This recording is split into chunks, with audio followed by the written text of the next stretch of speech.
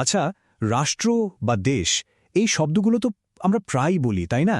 কিন্তু কখনো কি আমরা থেমে ভেবেছি যে ঠিক কি কি জিনিস ছাড়া একটা রাষ্ট্র হতেই পারে না? চলুন না আজ একটু গভীরে গিয়ে দেখি ব্যাপারটা কি। শুনতে তো বেশ সোজা একটা প্রশ্ন, তাই না? কিন্তু এর উত্তরটা যে কি পরিমাণ গুরুত্বপূর্ণ, কারণ এর মধ্যেই কিন্তু লুকিয়ে আছে একটা জাতির আসল পরিচয়, তার শক্তির উৎস। তাহলে ঠিক কোন পিলারগুলোর উপর একটা রাষ্ট্র দাঁড়িয়ে থাকে? রাষ্ট্রবিজ্ঞানীরা বলেন একটা রাষ্ট্র মূলত 4টা অপরিহার্য স্তম্ভ বা পিলারের ওপর দাঁড়িয়ে থাকে। এর একটাও যদি না থাকে তাহলে কিন্তু সেটাকে আর পুরোপুরি একটা রাষ্ট্র বলা চলে না। চলুন এই পিলারগুলো কি কি তা এক এক করে দেখে নেওয়া যাক। তো একটা রাষ্ট্র বানাতে গেলে সবার আগে সবচেয়ে গোড়ার যে জিনিসটা লাগে সেটা হলো তার জনগণ। মানুষই যদি না থাকে তাহলে তো রাষ্ট্র হওয়ার প্রশ্নই ওঠে না। জনগণকেই বলা হয় একটা রাষ্ট্রের প্রাণ। তারাই তো রাষ্ট্রকে জীবন্ত করে তোলে। ভাবুন তো, এক টুকরো জনমানবশূন্য জমি কি কখনো রাষ্ট্র হতে পারে? একদমই না। আসলে জনগণই হচ্ছে রাষ্ট্রের একেবারে কেন্দ্রে, যাদেরকে ঘিরেই কিন্তু বাকি সবকিছু। আর মজার ব্যাপার কি জানেন? জনগণ মানে কিন্তু শুধু এত লক্ষ বা এত কোটি মানুষের হিসাব নয়, বরং তাদের যে কালচার, ঐতিহ্য, তাদের যে এক হওয়ার ভাবনা, এই সব কিছু মিলেই কিন্তু একটা রাষ্ট্রকে আলাদা করে তোলে, ভেতর থেকে মজবুত করে। বেশ, জনগণ তো হল, কিন্তু এই মানুষগুলো থাকবে কোথায়? এই প্রশ্নটাই আমাদের নিয়ে আসছে দ্বিতীয় পিলারের কাছে, আর সেটা হলো একটা নির্দিষ্ট ভূখণ্ড।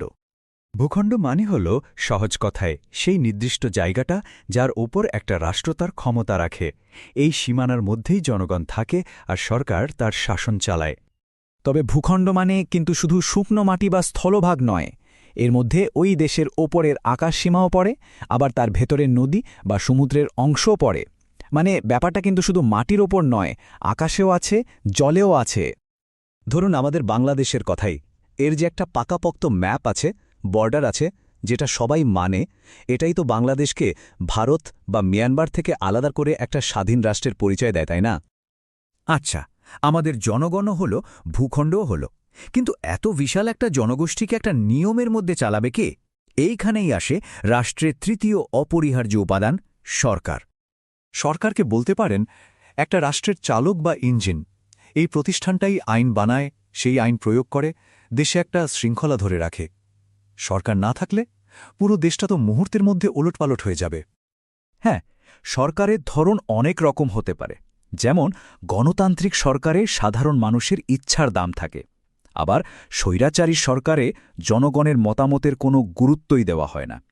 তবে সরকার গণতান্ত্রিক হোক বা স্বৈরাচারী, রাষ্ট্র চালাতে গেলে একটা কার্যকরী সরকার কিন্তু লাগবেই। এবং সবচেয়ে আমরা আসছি চতুর্থ এবং বলা যেতে পারে সবচেয়ে গুরুত্বপূর্ণ পিলারটার কাছে, আর সেটা হলো সার্বভৌমত্ব। এই জিনিসটাই একটা রাষ্ট্রকে সত্যিকারের স্বাধীন করে তোলে। এই সার্বভৌমত্বের আবার দুটো দিক আছে। একটা হলো ভেতরের ব্যাপার, মানে দেশের সীমানার মধ্যে আইন বানানো বা যে কোনো সিদ্ধান্ত নেওয়ার সব ক্ষমতা থাকবে শুধু তারই। আর আরেকটা হলো বাইরের ব্যাপার, মানে অন্য কোনো দেশ এসে তার ওপর খবরদারি করতে পারবে না, আর আন্তর্জাতিকভাবে সে অন্য সব দেশের সমান মর্যাদা পাবে। একটু কলোনিয়াল আমলের ভারতের কথা ভাবুন তো।